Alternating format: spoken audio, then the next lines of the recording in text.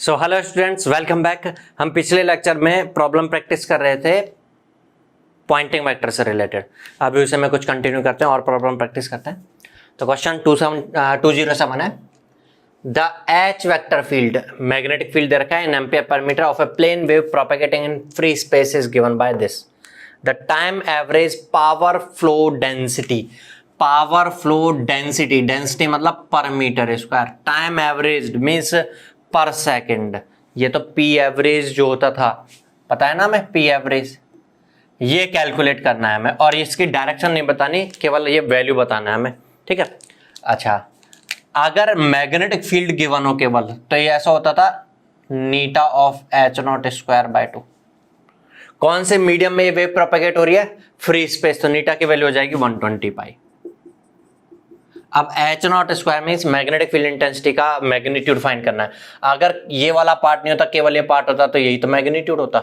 लेकिन x direction में एक पार्ट है, वाई डायरेक्शन में एक पार्ट है, हमें पता है ना, एक्स डायरेक्शन में कुछ पार्ट हो, वाई डायरेक्शन में कुछ पार्ट हो, तो जो एक्स डायरेक्शन में वैल्यू है एम्पलीट्यूड है, वाई डायरेक्शन में जो वैल्यू है आप उससे रिजल्टिंग का एम्पलीट्यूड फाइंड कर सकते हैं। एक्स डायरेक्शन में एम्पलीट्यूड का स्क्वायर प्लस वाई डायरेक्शन में एम्पलीट्यूड का स्क्वायर का रूट वैल्यू।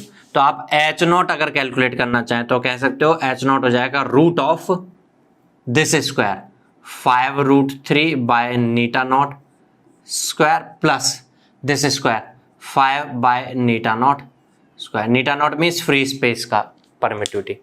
अगर ये एच नॉट स्क्वायर कैलकुलेट कर लिया मैंने, तो यहां सब्स्टिट्यूट करूंगा। अगर एच नॉट का स्क्वायर करेंगे, रूट कैंसिल आउट हो गया, 5√3 का स्क्वायर करोगे तो हो जाएगा 25 into 3 75 by eta naught square plus 25 by eta naught square. और eta naught means free space का इंट्रिंसिक इंपीडेंस, तो ये नीटा नॉट आप इसकी जगह पे कह सकते थे, नीटा फ्री स्पेस के लिए हो जाएगा। क्यों किया मैंने? जिससे पावर कैंसिल आउट हो जाए। ये हो जाएगा 100 by eta naught square multiply by eta करोगे तो 100 बाय नीटा नॉट। कोई ऑप्शन है ऐसा? ये हो जाएगा power flow density per unit time means average power Poynting vector. चलिए नेक्स्ट प्रॉब्लम है, the electric field component of time harmonic plane EM wave travelling in a non magnetic lossless dielectric medium has amplitude of 1 volt per metre. क्या चीज है? Electric field जो है उसका plane EM wave के corresponding जो electric field है कौन से मीडियम में फ्लो हो रही है? एक लॉसलेस मीडियम में अगर ये प्रोपेगेट हो रही है तो उसका एम्पलीट्यूड जो दे रखा है मींस ई नॉट दे रखा है हमें 1। If the relative permittivity of medium is 4, relative permittivity means epsilon R जो है वो 4 है। The magnitude of time average power flow density, time average power flow density V average का magnitude जो होता था ई की फॉर्म में, E square by twice of eta होता था। ई तो 1 दे रखा है, 1 का स्क्वायर बाय ट्वाइस ऑफ नीटा। अब ये मीडियम अगर फ्री स्पेस होता तो इसका परमिटिविटी 1 होता, लेकिन परमिटिविटी 4 है, तो हमें इस मीडियम का नीटा आप कैलकुलेट करना है। नीटा जो होता था वो ऐसा होता था root of mu naught by epsilon naught divide multiply by root mu R divide by epsilon R. 120 pi होता था, 120 पाई में डिवाइड बाय म्यू आर के बारे में जब तक कुछ नहीं दे तो नॉन मैग्नेटिक मेटल कंसीडर करना है 1। एप्सिलॉन आर का वैल्यू 4 दे रखा है, 1 बाय रूट 4 मीन्स बाय 2 करोगे तो 60 पाई आ जाएगा। तो आप ये वैल्यू सब्स्टिट्यूट कर दोगे 60 पाई। ओवरऑल रिजल्ट बन गया 1/120 पाई। ये हो जाएगा time average power density vector. 1/120 pi means option C satisfy कर रहा है इसको। क्लियर हुआ? चलिए कुछ और क्वेश्चंस और देखते हैं। चलिए नेक्स्ट प्रॉब्लम हमारे सामने काफी लंबा चौड़ा सा प्रॉब्लम लग रहा है, लेकिन ऐसा कुछ है नहीं। एक बार क्वेश्चन को रीड करें, ढंग से समझें तो आराम से कर पाओगे आप। थोड़ा सा लॉजिकल क्वेश्चन है, हमने जो चीज समझी है उसको लॉजिकली समझ करके आंसर करना है।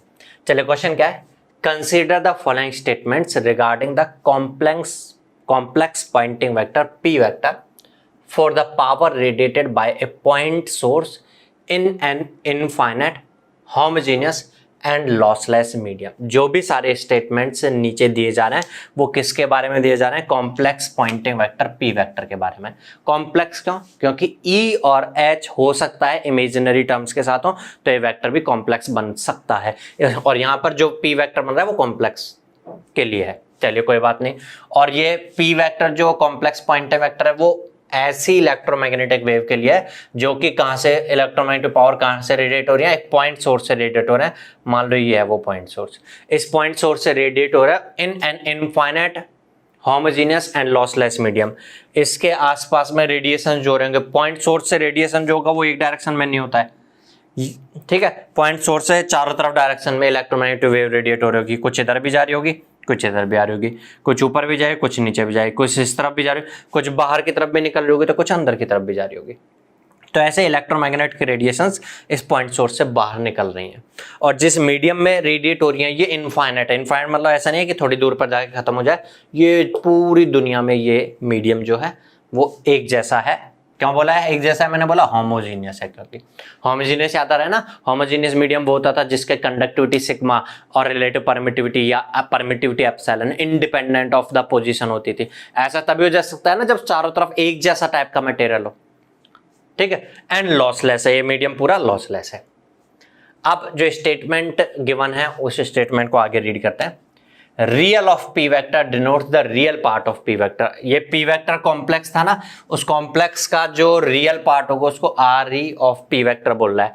ध्यान से समझना, अगर कभी कोई सोर्स पावर रेडिएट कर रहा है चारों तरफ, इसके चारों तरफ मीडियम में कुछ पावर एब्जॉर्ब हो रही होगी, एब्जॉर्ब हो रही होगी मतलब वो लॉस हो जाएगी, है ना, और कुछ पावर जो होगी वो स्टोर हो रही होगी, अगली साइकिल में वापस लौट के आएगी, जैसे सिंपल रजिस्टिव एलिमेंट और रिएक्टिव एलिमेंट्स में होता है।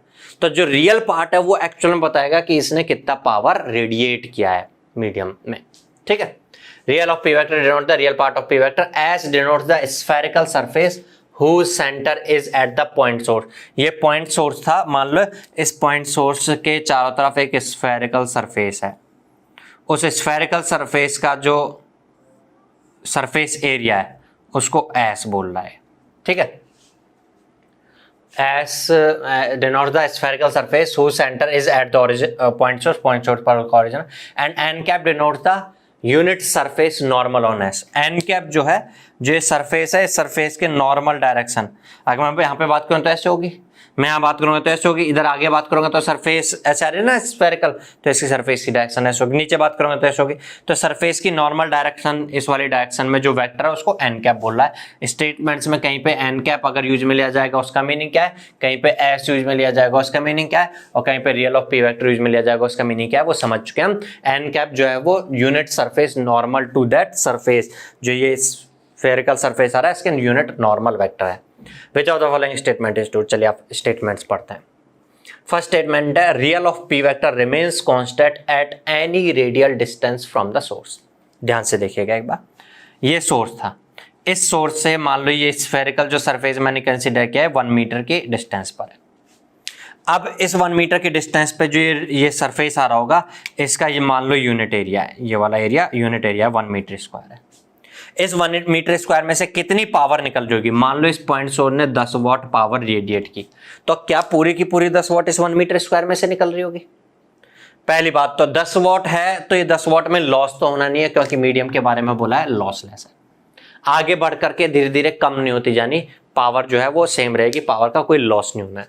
10 वाट यहां से जो रेडिएट हुई है वो सारी की सारी यहां से थोड़ी निकलेगी, पूरे में चारों तरफ में जो रेडिएशन हो रहा होगा पूरे स्फीयर के सरफेस से, वो मिला करके टोटल 10 वाट है। यहां से कितना हो रहा होगा, तो यहां से कितना हो रहा होगा ये फाइंड करना है मेरे को, तो मैं ऐसे कर दूंगा 10 वाट टोटल पावर रेडिएटेड है, मैं PR कह देता हूं रेडिएटेड पावर टोटल, उसमें डिवाइड कर दूंगा इस टोटल सरफेस के एरिया का, क्योंकि पर मीटर स्क्वायर में पी वेक्टर क्या होता है पर मीटर स्क्वायर, तो मैं रियल ऑफ पी वेक्टर बोलूंगा मैं, क्योंकि रियल पार्ट एक्चुअल में बताता है पावर क्या रेडिएट हो रहा है। तो पावर कितना रेडिएशन हो रहा होगा इसके पर मीटर स्क्वायर में से, तो PR में डिवाइड कर दूंगा मैं टोटल एरिया स्फीयर का, और टोटल एरिया मैं कह सकता हूँ 4πr स्क्वायर होता है ना, स्फीयर का सरफेस, स्फीयर का जो सरफेस होता है उसका एरिया 4πr स्क्वायर, R में अभी 1 मीटर स्क्वायर कर रहा हूँ तो ऐसे होगा। अगर मैं थोड़ी ज्यादा रेडियल डिस्टेंस पे जाऊं, मैं 2 मीटर की रेडियल डिस्टेंस पे जाके फिर बात कर रहा हूं, अगर मैं यहां पे बात करूंगा तो फिर मुझे डिवाइड करना, रियल ऑफ पी वेक्टर जो बोलना होगा वो ऐसे बोलना होगा, जो रेडिएटेड पावर थी टोटल 10 वाट थी, वो अब 10 वाट इस बड़े एरिया में से, भाई टोटल तो उतनी 10 वाट जो रेडिएट हुई है वो होगी ना, क्योंकि आगे बढ़ने के साथ लॉस नहीं हो रहा, तो 10 वाट यहां से निकल रही होगी, तो 10 वाट इस बड़े वाले स्फीयर में से भी टोटल 10 वाट निकल रही होगी, पूरी एक जगह से नहीं निकल रही होगी, हालांकि चारों तरफ निकल रही होगी, चारों तरफ मिला जुला के टोटल तो 10 वाट होगी ना, इसलिए मैं PR जो टोटल रेडिएटेड पावर है उसमें बस एरिया जो होगा वो थोड़ा ज्यादा हो जाएगा, 4π/2 का स्क्वायर ऐसे कह दूंगा। ये रियल ऑफ पी वेक्टर के बारे में क्या बोलना चाहिए समझ में आया। अब statements real of P vector के बारे में क्या बोलना है। Real of P vector remains constant at any radial distance from the source. अभी तो हमने समझा कि अगर कम रेडियल डिस्टेंस पे बात कर रहे हैं तो रियल ऑफ पी वेक्टर में कम एरिया का डिवाइड हो रहा है। Real of P vector per unit area में से फाइंड करना होगा ना, मैं पी वेक्टर पॉइंटिंग वेक्टर क्योंकि, और अगर ज्यादा रेडियल डिस्टेंस की बात कर रहा हूं तो एरिया ज्यादा डिवाइड हो रहा है तो वैल्यू कम हो के आएगी, रियल ऑफ पी वेक्टर कम हो जाएगा। तो कांस्टेंट हो ऐसा कैसे बोल सकता है कोई कि remains constant at any radial distance from the source. हटाइए, गलत है इसका मतलब।